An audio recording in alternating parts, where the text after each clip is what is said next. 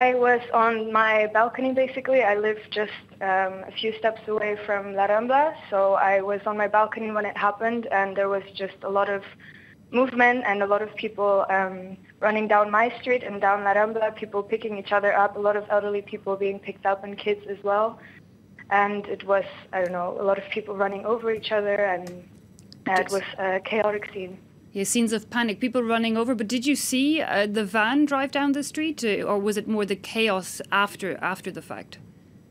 The chaos, yeah, after while it was happening, I'm not quite sure. I think it was about a block away from where I live. So I think I didn't see exactly when the van hit, but yeah, I saw the chaos afterwards. And right now, what's the atmosphere like where you are? Is it deserted? Is it cordoned off?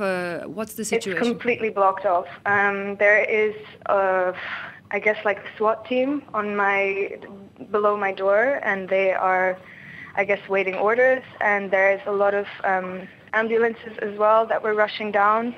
And while it happened, La Rambla was cleared pretty quickly by also local people and also, I guess, tourists trying to help out so that the police and the ambulance could go down La Rambla as fast as they could. And now it's cut off basically from half of my street is cut off, and then there's just police on the main side of La Rambla kind of blocking it off and waiting to see.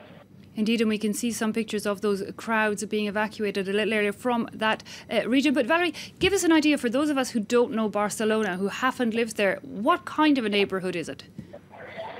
El Gótico is basically known for a lot of tourist attractions, and La Rambla being the biggest of them all.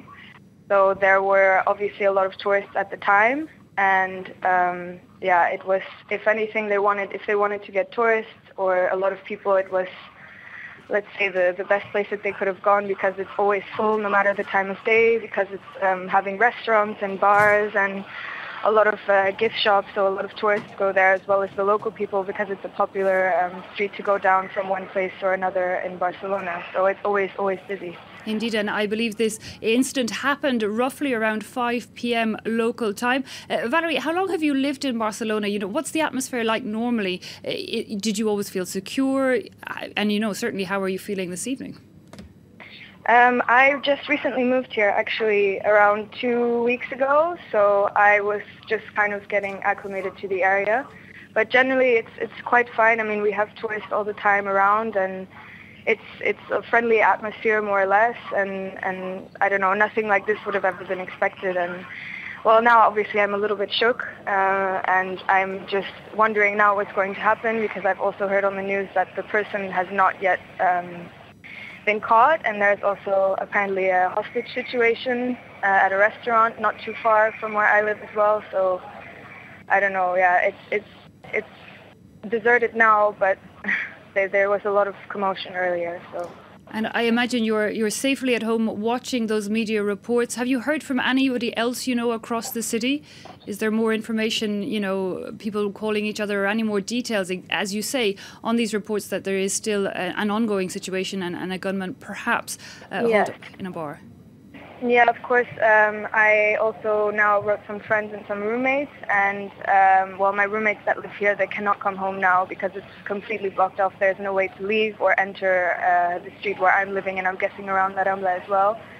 So I guess most people who are living in this area have to stay at work until further notified, and also all the restaurants and bars and shops are all closed down with the gates in front. There's nobody going in or out, so yeah.